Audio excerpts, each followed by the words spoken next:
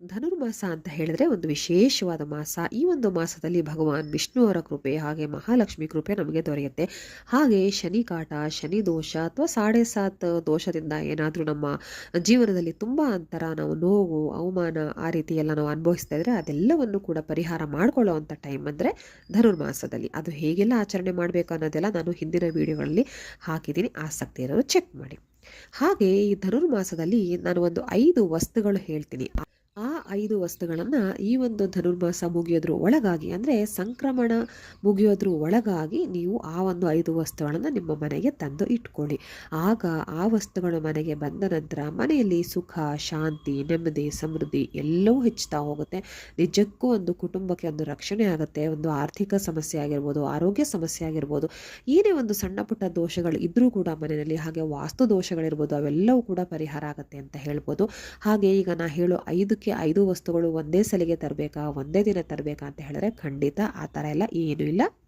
ಒಟ್ಟಿನಲ್ಲಿ ಸಂಕ್ರಮಣದ ಮುಂಚೆ ಧನುರ್ಮಾಸ ಮುಗಿಯೋದ್ರ ಒಳಗಾಗಿ ಈ ಒಂದು 5 ವಸ್ತುಗಳನ್ನು ನಿಮಗೆ ಯಾವಾಗ ಆಗುತ್ತೋ ಆವಾಗ ತಂದು ಇಟ್ಕೊಳ್ಬೋದು. ಹಾಗೆ ಇಂಥ ದಿನನೇ ತರಬೇಕಾ, ಈ ಸಮಯದಲ್ಲೇ ತರಬೇಕಾ, ಇದ್ರ ಜೊತೆಗೆ ತರಬೇಕಾ ಅಂತಿದ್ರೆ ಅದೆಲ್ಲ ಯಾವುದೇ ರೀತಿ ರೂಲ್ಸ್ ಎಲ್ಲ ಏನೂ ಇಲ್ಲ. ಯಾವಾಗ ಬೇಕಾದರೂ ತರ್ಬೋದು, ಯಾವುದ್ರ ಜೊತೆಗೆ ಬೇಕಾದರೂ ತರ್ಬೋದು, ಯಾವ ಹೊತ್ತಲ್ಲಿ ಬೇಕಾದರೂ ತರ್ಬೋದು, ಏನೂ ತೊಂದರೆ ಇಲ್ಲ. ಹಾಗಾದರೆ ಆ 5 ವಸ್ತುಗಳು ಯಾವುವು, ಅದನ್ನೆಲ್ಲ ಯಾಕೆ ತರಬೇಕು ಧನುರ್ಮಾಸದಲ್ಲಿ ಅನ್ನೋದನ್ನು ಈಗ ಹೇಳ್ತಾ ಹೋಗ್ತೀನಿ. ಇದನ್ನೆಲ್ಲ ಒಂದು ವಿಡಿಯೋನ ಸೇವ್ ಮಾಡಿ ಇಟ್ಕೊಳ್ಳಿ, ಇಲ್ಲ ಶೇರ್ ಮಾಡಿ ಇಟ್ಕೊಳ್ಳಿ, ಅಥವಾ ಸ್ಕ್ರೀನ್ಶಾಟ್ ತೊಗೊಂಡು ಇಟ್ಕೊಳ್ಳಿ. ನಿಮಗೆ ಯಾವ್ಯಾವ ವಸ್ತುಗಳು ಅಂತ ನಿಮಗೆ ನೆನ್ಪಿಟ್ಕೊಳ್ಳೋಕ್ಕೆ ಸಹಾಯ ಆಗುತ್ತೆ. ಮೊದಲನೇ ವಸ್ತು ಬಂದು ಶಂಖ. ಶಂಖ ಅಂದರೆ ನೀವು ನಿಮ್ಮ ಮನೆಯಲ್ಲಿ ಶೋಕೇಸ್ನಲ್ಲೋ ಇಲ್ಲ ಶೋಗೋ ಇಡುವಂಥ ವಸ್ತು ಖಂಡಿತ ಅಲ್ಲ. ನಾನು ಹೇಳ್ತಾ ಇರೋದು ದೇವ್ರ ಮನೆಯಲ್ಲಿ ಇಟ್ಕೊಳ್ತೀವಿ ಗೊತ್ತಾ, ಶಂಖ ಊದೋದಕ್ಕೆ ಅಂತ ಬಳಸ್ತೀವಿ ಅದನ್ನು, ಅಥವಾ ಅದಕ್ಕಿಂತ ಪುಟ್ಟದನ್ನು ಕೂಡ ದೇವ್ರ ಮನೆಯಲ್ಲಿ ಇಟ್ಕೊಳ್ತೀವಿ. ಆ ರೀತಿ ಒಂದು ಶಂಖವನ್ನು ನೀವು ತರಬೇಕು. ಶಂಖ ಯಾಕೆ ಅಂತ ಹೇಳಿದ್ರೆ ಈ ಒಂದು ಧನುರ್ಮಾಸದಲ್ಲಿ ಮುಖ್ಯವಾಗಿ ವಿಷ್ಣು ಭಗವಾನ್ರವ್ರಿಗೆ ಒಂದು ನಾವು ಸಮರ್ಪಿಸ್ತೀವಿ. ಹಾಗೆ ಶನಿ ಪರಮಾತ್ಮಗೂ ಕೂಡ. ವಿಷ್ಣು ಪುರಾಣದಲ್ಲಿ ಏನು ಹೇಳಿದರೆ ಶಂಖದಲ್ಲಿ ಮಹಾಲಕ್ಷ್ಮಿ ವಾಸವಾಗಿರ್ತಾಳೆ ಅಂತ ಹೇಳ್ತಾರೆ. ಹಾಗಾಗಿ ವಿಷ್ಣುವಿಗೆ ಲಕ್ಷ್ಮೀ ಪ್ರಿಯೆ, ಅದು ನಿಮಗೆಲ್ಲ ಗೊತ್ತೇ ಇದೆ. ಹಾಗಾಗಿ ನಾವು ಈ ಒಂದು ಮಾಸದಲ್ಲಿ ಶಂಖವನ್ನು ತಂದು ನಮ್ಮ ದೇವರ ಮನೆಯಲ್ಲಿ ಇಡೋದ್ರಿಂದ ನಮಗೆ ತುಂಬಾ ಒಳ್ಳೆಯದಾಗುತ್ತೆ. ನಮಗೆ ಇರೋವಂಥ ಒಂದು ಆರ್ಥಿಕ ಸಮಸ್ಯೆ ಬಗೆಹರಿತಾ ಬರುತ್ತೆ. ಕೆಲವರಿಗೆ ಸಾಲವಾಗಿ ನಾವು ದುಡ್ಡು ಕೊಟ್ಟಿರ್ತೀವಿ, ಅದು ವಾಪಸ್ ಬಂದಿರೋದಿಲ್ಲ, ಅದು ಕೂಡ ವಾಪಸ್ಸು ಬರುತ್ತೆ. ಹಾಗೆ ನಾವು ಯಾರಿಂದಾದ್ರೂ ದುಡ್ಡು ಎಕ್ಸ್ಪೆಕ್ಟ್ ಮಾಡಿರ್ತೀವಿ ಅಂದರೆ ನಮಗೆ ಸಾಲವಾಗಬೇಕು, ಏನೋ ಒಂದು ಖರ್ಚುಗಳಿಗೆ ಬೇಕಾಗುತ್ತೆ, ಆದರೆ ಸಿಗ್ತಾ ಇರಲ್ಲ ಏನೋ ಸಮಸ್ಯೆಯಿಂದ, ಅದು ಕೂಡ ಒಂದು ನಮಗೆ ಆ ಪ್ರಾಬ್ಲಮ್ ಕೂಡ ಸಾಲ್ವ್ ಆಗುತ್ತೆ. ಹೀಗೆ ಅಥವಾ ಸಾಲ ಸೋಲ ಮಾಡ್ಕೊಂಡು ತೀರ್ಸೋಕ್ಕಾಗ್ತಿರಲ್ಲ, ಹೇಗೆ ಮಾಡಿದ್ರೂ ತೀರ್ಸೋ ಹೊತ್ತಿಗೆ ಕೈಯಲ್ಲಿ ದುಡ್ಡು ನಿಲ್ಲೋದಿಲ್ಲ, ಅಥವಾ ಬಂದಿರೋ ದುಡ್ಡೆಲ್ಲ ಹಾಗೆ ಹೋಗ್ತಾ ಇರುತ್ತೆ. ಮನೆಯಲ್ಲಿ ಬೇರೆ ಖರ್ಚುಗಳಿಗೆ ಅಥವಾ ಉಳಿತಾಯ ಸ್ವಲ್ಪ ಆದರೂ ಉಳಿತಾಯ ಮಾಡೋದಕ್ಕೆ ದುಡ್ಡು ನಿಲ್ತಾ ಇರಲ್ಲ. ಈ ಒಂದು ಶಂಖವನ್ನು ತಂದಿಟ್ಕೊಳ್ಳೋದ್ರಿಂದ ಅದು ಸಹಾಯ ಆಗತ್ತೆ ಅಂತ ಹೇಳ್ಬೋದು. ಹಾಗೆ ಎರಡನೇ ವಸ್ತು ಬಂದು ಕವಡೆ. ಕವಡೆ ಕೂಡ ಲಕ್ಷ್ಮೀ ಸ್ವರೂಪ ಅನ್ನೋದು ನಿಮಗೆ ಗೊತ್ತಿರುತ್ತೆ. ಹಾಗೆ ಕವಡೆಯಲ್ಲಿ ಹಾಕಿ ಪ್ರಶ್ನೆನ ನೋಡ್ತಾರೆ, ಕವಡೆ ಶಾಸ್ತ್ರ ಅಂತ ಹೇಳ್ತಾರೆ. ಅಂದರೆ ಲಕ್ಷ್ಮೀ ಸಾನ್ನಿಧ್ಯ ಇರುತ್ತೆ ಅದರಲ್ಲಿ. ಹಾಗೆ ಕೆಲವೊಂದು ಇನ್ನೊಂದು ಅಂತ ಹೇಳಿದ್ರೆ ಮನೆಯಲ್ಲಿ ನೀವು ಕೆಟ್ಟ ಮಾತುಗಳನ್ನು ಆಡಬೇಡಿ. ಮನೆಯಲ್ಲಿ ಯಾವಾಗಲೂ ವಸ್ತುಗಳು ಇಲ್ಲ ಹಾಗಾಗಲ್ಲ ಅಂತ ಆ ಥರ ಮಾತಾಡಬೇಡಿ. ಅಸ್ತು ದೇವತೆಗಳಿರ್ತಾರೆ, ಅಶ್ವಿನಿ ದೇವತೆಗಳಿರ್ತಾರೆ, ಅವರು ಅಸ್ತು ಅಂತ ಹೇಳ್ತಾರೆ ಅಂದರೆ ವಾಗ್ದೋಷಗಳು ಅಂತ ಬರುತ್ತೆ. ಮನೇಲಿ ಏನೇನೋ ಮಾತಾಡಿರ್ತೀವಿ, ಯಾವುದೋ ಒಂದು ಸಮಯದಲ್ಲಿ ಕೋಪ ಸಿಟ್ಟು ಬಂದಾಗ, ಮನೆಯಲ್ಲಿ ಜಗಳಗಳಾದಾಗ ಏನೇನೋ ಮಾತಾಡಿರ್ತೀವಿ. ಆಗ ಅದರಿಂದ ಏನಂದರೆ ನಮಗೆ ಆ ಕ್ಷಣಕ್ಕೆ ನಮಗೆ ಗೊತ್ತಾಗದೇ ಇರ್ಬೋದು, ಮುಂದೆ ಅದರಿಂದ ಒಂದು ಸಮಸ್ಯೆಗಳು ಬಂದೇ ಬರುತ್ತೆ. ಅದಂತೂ ಕಟ್ಟಿಟ್ಟ ಬುತ್ತಿ. ಅದೆಲ್ಲ ಒಂದು ನಿವಾರಣೆ ಆಗಬೇಕು ಅಂದರೆ ಈ ಒಂದು ಸಮಯದಲ್ಲಿ ನೀವು ಕವಡೆನ ಮನೆಯಲ್ಲಿ ತಂದಿಡಿ, ಅದು ಶಾಸ್ತ್ರವನ್ನು ನುಡಿಯುತ್ತೆ ಅಂತ ಹೇಳ್ತಾರೆ. ಹಾಗಾಗಿ ನೀವು ಮನೆಯಲ್ಲಿ ಕವಡೆಯನ್ನು ತಂದಿಡೋದ್ರಿಂದ ಇದೆಲ್ಲವೂ ಏನು ಇದರಿಂದ ಒಂದು ಸಮಸ್ಯೆ ಮುಂದೆ ಬರಬಹುದು, ಅದೆಲ್ಲವೂ ಅವಾಯ್ಡ್ ಆಗುತ್ತೆ, ತುಂಬ ಒಳ್ಳೆಯದು ಕೂಡ ಆಗುತ್ತೆ. ಮೂರನೇ ವಸ್ತು ಬಂದು ಆಮೆಯ ಮೂರ್ತಿ. ಈಗ ಇತ್ತೀಚೆಗೆ ನಿಮಗೆಲ್ಲ ಗೊತ್ತೇ ಇದೆ, ಒಂದು ಆಮೆ ಮೂರ್ತಿನ ತಂದು ಇಡ್ತಾರೆ ಮನೆಯಲ್ಲಿ, ಶೋಕೇಸಲ್ಲಿ ಇಡ್ತಾರೆ ಅಥವಾ ಟಿ ವಿ ಹತ್ತಿರ ಇಡ್ತಾರೆ, ಎಲ್ಲೋ ಒಂದು ಕಡೆ ಇಡ್ತಾರೆ. ಆದರೆ ಅದನ್ನು ಈ ಒಂದು ಧನುರ್ಮಾಸದಲ್ಲಿ ತರಬೇಕು. ನೀವು ತಂದು ನಿಮ್ಮ ದೇವರ ಮನೆಯಲ್ಲಿ ಇಡಬೇಕಾಗತ್ತೆ, ಎಲ್ಲಂದರಲ್ಲಿ ಇಡಬೇಡಿ. ಅದಕ್ಕೂ ಕೂಡ ಅದರದ್ದೇ ಆದ ಒಂದು ಬೆಲೆ ಇರುತ್ತೆ, ಹಾಗೆ ಒಂದು ಶಕ್ತಿ ಕೂಡ ಇರುತ್ತೆ. ಈ ಒಂದು ಆಮೆನ ಯಾಕೆ ತಂದು ಇಟ್ಕೋಬೇಕಂತ ಹೇಳಿದ್ರೆ, ನಾನು ಹೇಳ್ದಂಗೆ ನನ್ನ ಹಿಂದಿನ ವೀಡಿಯೋಗಳಿಗೆ ನಾನು ಹೇಳಿದ್ದೀನಿ, ಧನುರ್ಮಾಸ ಪೂಜೆ ಅಂತ ಹೇಳಿದ್ರೆ ನೀವು ಮನೆಯನ್ನು ಸ್ವಚ್ಛವಾಗಿ ಇಟ್ಕೊಳ್ಬೇಕು. ಫಸ್ಟು ಮುಖ್ಯವಾದ ವಿಷಯ ಅಂದರೆ ಅದು.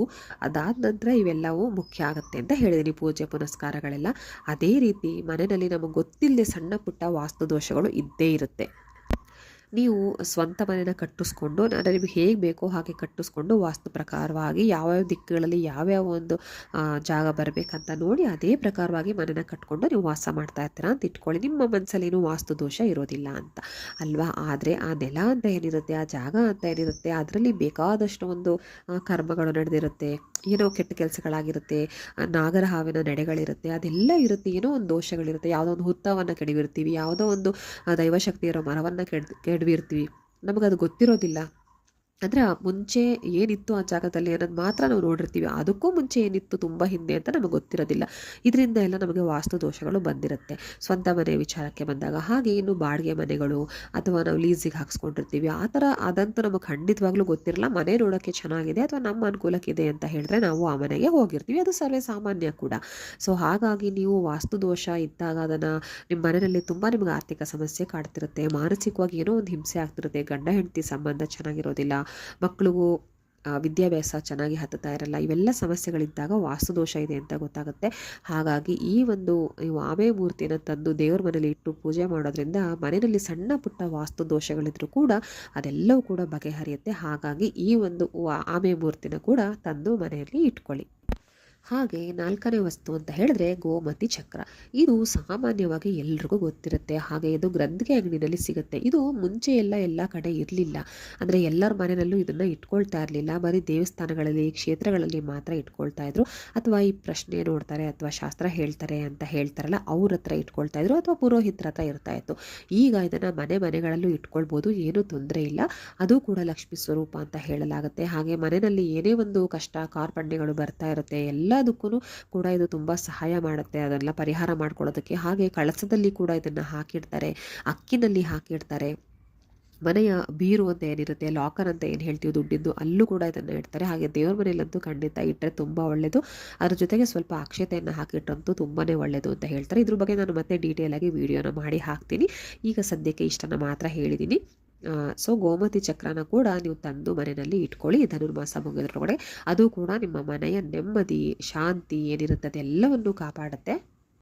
ಇನ್ನು 5ನೇ ಹಾಗೂ ಕೊನೆಯ ವಸ್ತು ನಾವು ಏನು ತರಬೇಕಪ್ಪ ಧನುರ್ಮಾಸದಲ್ಲಿ ಅಂತ ಹೇಳಿದ್ರೆ ಹಣತೆ, ಜೋಡಿ ಹಣತೆಗಳನ್ನು ತರಬೇಕಾಗತ್ತೆ. ಇದು ಎಲ್ಲರೂ ಕೂಡ ತರ್ಬೋದು, ಎಲ್ಲರಿಗೂ ಕೂಡ ಸುಲಭವಾಗಿ ಕೈಗೆಟುಕಿಸುವಂಥ ದರದಲ್ಲಿ ಇರುತ್ತೆ. ಹಾಗಾಗಿ ಈ ಒಂದು ಹಣತೆಯನ್ನು ಮನೆಯಲ್ಲಿ ತಂದಿಟ್ಕೊಳ್ಳಿ. ಒಂಟಿ ಹಣತೆ ತರಬೇಡಿ, ದಯವಿಟ್ಟು ಜೋಡಿ ಹಣತೆಯನ್ನೇ ತಗೊಂಡು ಬರಬೇಕು. ಈ ಒಂದು ಅಂಶವನ್ನು ಮನಸ್ಸಲ್ಲಿ ನೆನ್ಪಿಟ್ಕೊಳ್ಳಿ. ಹಾಗೆ ನೀವು ಯಾವ ಹಣತೆ ತರಬೇಕಂತ ಹೇಳಿದ್ರೆ, ನೀವು ಮಣ್ಣಿನ ಹಣತೆ ಬೇಕಾದರೂ ತರ್ಬೋದು, ಹಿತ್ತಾಳೆದು ಬೇಕಾದರೆ ತರ್ಬೋದು, ಅಥವಾ ಪಂಚಲೋಹ ಅಂತಿದ್ರೆ ಅದನ್ನು ಕೂಡ ತರಬಹುದು, ಅಥವಾ ನಿಮ್ಮ ಶಕ್ತಿ ಇದೆ ಅಂತ ಹೇಳಿದ್ರೆ ಬೆಳ್ಳಿ ಹಣತೆಯನ್ನು ಕೂಡ ತಂದಿಟ್ಕೊಳ್ಬೋದು. ಎಲ್ಲವೂ ಕೂಡ ಶ್ರೇಷ್ಠವೇ. ಮಣ್ಣಿನ ಹಣತೆ ಇನ್ನೂ ಕೂಡ ಶ್ರೇಷ್ಠ ಅಂತ ಹೇಳ್ತಾರೆ, ಯಾಕಂದರೆ ಮಣ್ಣಿಂದ ಮಾಡಿರ್ತಾರೆ, ಆ ಭೂಮಿ ತಾಯಿಯಿಂದ ಮಾಡಿರ್ತಾರೆ. ಹಾಗಾಗಿ ಬಹಳ ಶ್ರೇಷ್ಠ ಅಂತ ಹೇಳ್ಕೊಳ್ಳಾಗತ್ತೆ. ಜೋಡಿ ದೀಪವನ್ನೇ ತರಬೇಕಾಗತ್ತೆ. ಆದರೆ ಕಾಮಾಕ್ಷಿ ದೀಪ ಮಾತ್ರ ತರಬೇಡಿ, ಯಾಕಂದರೆ ಅದು ಒಂಟಿಯಾಗಿ ತರಬೇಕಾಗತ್ತೆ. ಹಾಗಾಗಿ ಅದನ್ನು ಬಿಟ್ಟು ಇದೆಲ್ಲ ದೀಪವನ್ನು ಮಾಮೂಲಿ ಏನು ನಾವು ದಿನನಿತ್ಯ ಉಪಯೋಗಿಸ್ತೀವಿ ಅದನ್ನು ನೀವು ತರಬೇಕಾಗತ್ತೆ. ಜೋಡಿ ಹಣತೆಯನ್ನು ತಂದು ಇಟ್ಕೊಳ್ಳಿ ಮನೆಯಲ್ಲಿ.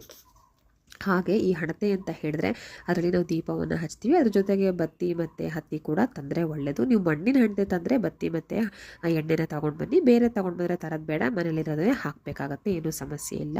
ದೀಪ ಬೆಳಗೋದು ಅಂತ ಹೇಳಿದ್ರೆ ಒಂದು ಲಕ್ಷ್ಮೀ ವಾಸಸ್ಥಾನ ಅಂತ ಹೇಳಲಾಗುತ್ತೆ. ಲಕ್ಷ್ಮೀನ ನಾವು ಮನೆಗೆ ಬರಮಾಡ್ಕೊಳ್ತಿರ್ತೀವಿ ಅಂತ ಹೇಳಲಾಗುತ್ತೆ. ಕತ್ತಲನ್ನು ಓಡಿಸಿ ಒಂದು ಪಾಸಿಟಿವ್ ಎನರ್ಜಿ ನಾವು ಮನೆಗೆ ರಿಸೀವ್ ಮಾಡ್ಕೊಳ್ತಾ ಇರ್ತೀವಿ ಅಂತ ಹೇಳಲಾಗುತ್ತೆ. ಆ ದೀಪ ಮನೆಯಲ್ಲಿ ಒಂದು ಹೆಣ್ಣು ಬಂದರೆ ದೀಪ ಬೆಳಗ್ತಾಳೆ ಅಂತ ಹೇಳ್ತಾರೆ.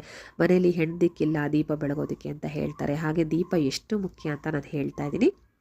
ದೀಪ ಬೆಳಕು ಅಂದರೆ ಲಕ್ಷ್ಮೀ ಸ್ವರೂಪ ಅಂತ ಹೇಳಲಾಗುತ್ತೆ. ಈಗ ಗೊತ್ತಾಯ್ತಲ್ಲ ಧನುರ್ಮಾಸದಲ್ಲಿ ಯಾವ್ಯಾವ ವಸ್ತುಗಳನ್ನು ನಾವು ಮನೆಗೆ ತಂದರೆ ಒಳ್ಳೆಯದಾಗುತ್ತೆ, ಹಾಗೆ ಯಾಕೆ ತರಬೇಕಂತ ಕೂಡ ಹೇಳಿದೆ.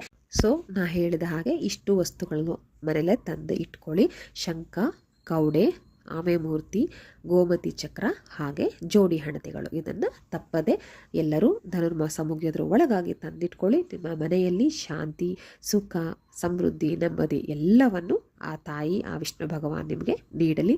ಮತ್ತೊಂದು ವಿಡಿಯೋದೊಂದಿಗೆ ಬರ್ತೀನಿ. ಧನ್ಯವಾದಗಳು.